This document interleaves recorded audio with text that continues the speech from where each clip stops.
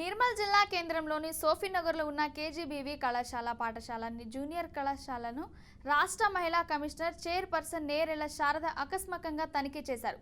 పాఠశాలలో అందుతున్న సౌకర్యాలపై బాలికలను అడిగి తెలుసుకున్నారు. తర్వాత వంటశాలను పరిశీలించి నాణ్యమైన భోజనాన్ని ఇస్తున్నారా లేదా అని తెలుసుకున్నారు. అనంతరం పాఠశాలలోని ప్రతి తరగతి గదికి వెళ్లి విద్యార్థులతో మాట్లాడారు.